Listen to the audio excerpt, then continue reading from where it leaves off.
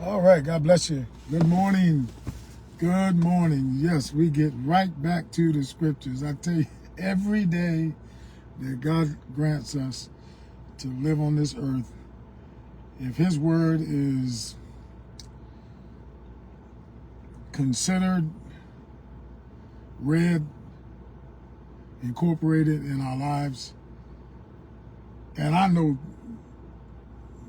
that evil heart that surfaces from that Adamic nature, it's just something on the inside of that heart, that desperately wicked heart, that just fights against the truth of God's word, hearing it, especially a man of God that's committed to the truth of God's word and communicating it. It sometimes just wish this guy just be quiet. And I tell you, if that is true of your heart, you need to have it circumcised by God's word. The Spirit of God laying hold to the human heart and working in such a way that it surrenders to just loving God's word. That's the way it is with the faithful of Grace Bridge Ministries. And many ministries have come to know this truth, that God's word has to be incorporated, read, studied, dissected, word studies. I can go on and on and on. John chapter 11, I just want to go back here just a little bit to consider it just a bit more. Jesus said in verse 9, are there not 12 hours in the day? And he asked the disciples this question on the heels of their concern that Jesus was going back into Judea, where the Jews sought to kill him. You see it set forth in verse 8, after Jesus said, let us go to Judea again.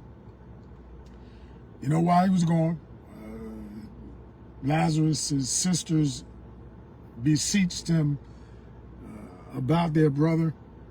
And Jesus, after 2 days waiting, said, let us go again to Judea. And so the disciples responded to that, and their concern wasn't the same as the Lord's concern. The Lord's concern was that there was someone in need of help, and it was Lazarus. And he was headed to assist him. He said in verse 7, let us go to Judea again. The disciples said to him, Rabbi, lately the Jews sought to stone you, and are you going there again? Now you can see the concern is legitimate. The Jews, they were trying to kill Jesus during this particular time. And what believer who loves the Lord wouldn't want him to go into harm's way? That's what's going on in verse 8 there. Rabbi, lately the Jews sought to stone you, and are you going there in Judea again? We understand the concern. It's clearly set forth there. But what they were missing was Jesus wasn't unaware of what the Jews were seeking to do, but he was willing to go into the line of fire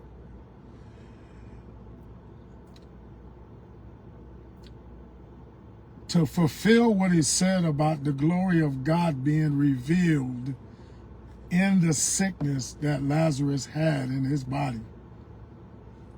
What the Lord was going to do was going to bring glory to his Father and to him. And if it meant him going into the line of fire, he was going. And the disciples missed this. There's a little nugget right there, a little nugget. If God's going to get the glory out of our lives, we need to go where we wouldn't usually go even if it means going into the line of fire. You can't miss that nugget right there. Jesus had his mind made up. Now, when we come back in a few minutes, I got to go back in. We'll be back somewhere around maybe 11:45, 11:50.